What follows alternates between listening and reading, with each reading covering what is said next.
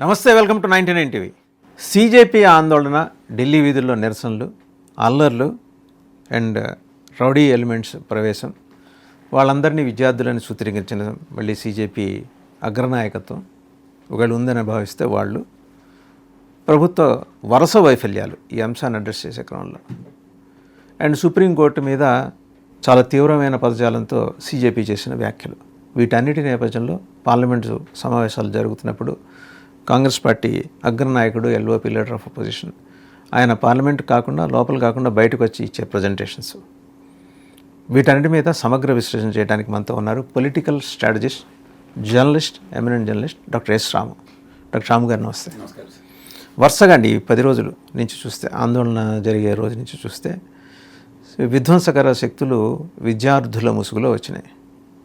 నాకు జంతర్ మంతర్ కెపాసిటీ తెలుసు, 5,500 నుంచి 6,000 మంది పడతారు. 4 ఏళ్ళు అక్కడ పనిచేసినప్పుడు గమనించి, అందులో 2,378 మంది యాంటీ సోషల్ ఎలిమెంట్స్. వాళ్ళందరూ ఖచ్చితంగా విద్యార్థులు, కానీ నిజమైన విద్యార్థులు కూడా వచ్చారు. పరీక్షార్థులు అనాలేమో, విద్యార్థులు కాదు పరీక్షార్థులు అని. వాళ్ళు వచ్చారు, వాళ్ళ తల్లిదండ్రులు వచ్చారు, వాళ్ళతో మనకు ఎలాంటి పంచాయతీ లేదు.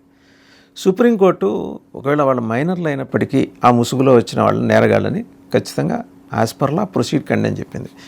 దాని మీద మర్నాడు సీజేపీ ఇచ్చిన స్టేట్మెంట్ చూసారా, సౌరవ్ దాస్ ఒకరోజు మీకు తెలుస్తుంది మా పవర్ ఏంటో అని ఇలా వేలెత్తి చూపినట్టు ట్వీట్ చేశాడు. మీరు ఎలా చూస్తున్నారు దాన్ని? అంటే ఈ మొత్తం ఒక 2 నెలలుగా జరుగుతున్న ఉద్యమం, కాక్రోచ్ జనతా పార్టీ ఆవిర్భావానికి ముందు ఆయన సుప్రీంకోర్టు ప్రధాన న్యాయమూర్తి గారు ఒక కోర్టు ప్రొసీడింగ్లో భాగంగా అన్న మాట నుంచి ఇది ఉద్భవించింది. What about all cockroaches joining అనే ఒక చిన్న ట్వీట్తో స్టార్ట్ అయింది. ఆ తర్వాత ఇదైతే ఆర్గనైజ్డ్గా జరగలేదు, కానీ సోనం వాంగ్చుక్ గారు వచ్చిన తర్వాత ప్రతి మేజర్ పట్టణాల్లో వీళ్ళందరూ కలిసి ప్రదర్శనలు చేసి టీమ్స్ బిల్డప్ చేసిన తర్వాత జంతర్ మంతర్ సీన్ స్టార్ట్ అయింది. అయితే ఈ ఉద్యమంలో ఈ ఉద్యమం చేయటం కరెక్టా కాదా, ఈ ఉద్యమంలో యాంటీ సోషల్ ఎలిమెంట్స్ ఉండడం ఎంతవరకు సమంజసం అనేది డిబేటబులే, అందులో అనుమానం లేదు. క్రిమినల్ యాంటిసిడెంట్స్ ఉన్న వాళ్ళందరూ అక్కడ చేరి దీన్ని ఆసరాగా తీసుకొని ఆ ఉద్యమంలో చొరబడి రాళ్ళు వేయటము, రెచ్చగొట్టడము అది ఒకవైపు జరిగింది. కొంతమంది అత్యుత్సాహంతో, కొంతమంది ఈ జెన్జీ పిల్లలే అత్యుత్సాహం చదువుకున్న వాళ్ళే చేశారు. ఇదంతా గందరగోళం జరిగింది. ఏదేమైనా ఈ సీజేపీ ఉద్యమం నేపథ్యంలో ఒక విషయం బోధపడింది ఏంటంటే, జెన్జీ చాలా వరకు అసంతృప్తితో ఉన్నమాట వాస్తవం. అయితే జెన్జీ ఒక పద్ధతి ప్రకారము ఒక ప్రణాళికాబద్ధంగా పోలేదు కాబట్టి, పోయే అవకాశం లేదు కాబట్టి కొన్ని యాంటీ సోషల్ ఎలిమెంట్స్, ఏదంటే ప్రభుత్వ వ్యతిరేక ఎలిమెంట్స్, హిందూ సమాజానికి వ్యతిరేకంగా చేసేవాళ్ళు వాళ్ళు చాలామంది దూకారు దాంట్లోకి, అందులో అనుమానం లేదు, కనిపిస్తుంటుంది. ఏదేమైనా లా చేయాల్సిన పని లా చేయాలా, జ్యుడిషియరీ చేయాల్సిన పని జ్యుడిషియరీ చేయాలా, వీళ్ళు నిజంగా నిరసన తెలియజేయాలంటే నిరసన చేయాలి. కానీ సరే, ప్రదర్శనలు అయిపోయినాయి, 2 మంత్రులు చర్చలు జరిపారు. దీన్ని ఎలా హైజాక్ చేయాలనేది రాహుల్ గాంధీ గారు ప్లాన్ చేసుకుంటున్నారు. అరే ఇదేంటి చేతులను జారిపోతుంది అనేది ఆమ్ ఆద్మీ పార్టీ వాళ్ళు బాధపడుతున్నారు. ఇది జరుగుతున్న క్రమంలో సుప్రీంకోర్టు మీద ఈ సీజేపీ నాయకులు విజయోత్సాహం ఏదో సాధించామన్నట్టు చేస్తున్న ప్రకటనలు మాత్రం అది బాగలేవు, అవి పద్ధతిగా ఉండాలి. ఇప్పుడు అన్ని వ్యవస్థలు ప్రభుత్వానికి అనుకూలంగా పనిచేస్తున్నాయి, వ్యవస్థలను నీరుగార్చారు, వ్యవస్థలని నిర్వీర్యం చేశారు అనే ప్రాతిపదిక మీద యువతలో గందరగోళం ఉంది, యువతలో ఇబ్బందులు ఉన్నాయి, వాళ్ళ ఆగ్రహానికి అది కారణం. ఆ టైంలో వీళ్ళు జ్యుడిషియరీ ఒకటి స్పష్టంగా పనిచేస్తుంది, ఆ జ్యుడిషియరీకి వ్యతిరేకంగా మేము ఏం చేస్తాం, ఆ ప్రధానమంత్రిని లేపేస్తాం 2 రోజుల్లో, ప్రధానమంత్రి ఆ ఇన్ఫ్లుయెన్సర్ రోల్ ప్లే చేస్తే అయిపోతుంది అని ఇలాంటి ప్రకటనలు బాహాటంగా చేయటము ఈ సీజేపీ ఇమెచ్యూరిటీ. 2 అంశాలు ఉన్నాయి డాక్టర్ రాము గారు. ప్రధానమంత్రి విధానాలతోటి, కేంద్ర ప్రభుత్వ విధానాలతోటి మనం పరిపూర్ణంగా విభజించవచ్చు. We have every right as citizens of this country.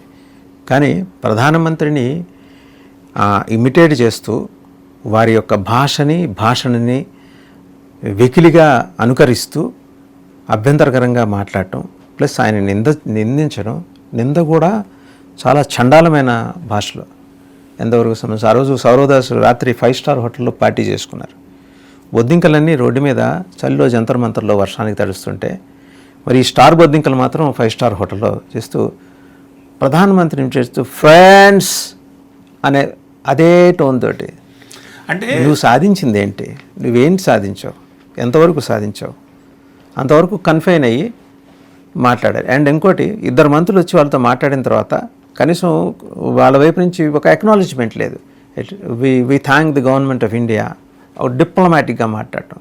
వీళ్ళు ఇప్పటికీ ఆమ్ ఆద్మీ పార్టీ కార్యకర్తలే, వాళ్ళ ముగ్గురు ఎవరు, అభిజిత్ దీప్కే కావచ్చు, సౌరవ్ దాస్ కావచ్చు, అండ్ ఇంకొక ఆయన అశుతోష్ రాంకా, వీళ్ళ ముగ్గురు ఇప్పటికీ అఫీషియల్గా ఆమ్ ఆద్మీలో. సార్ ఏమైనా సార్ వాసుదేవన్ గారు, సరే ఉద్యమం స్టార్ట్ అయింది, ఉద్యమం వచ్చింది, వాళ్ళకి పొలిటికల్ లీనింగ్స్ ఏంటనేది వేరే విషయం.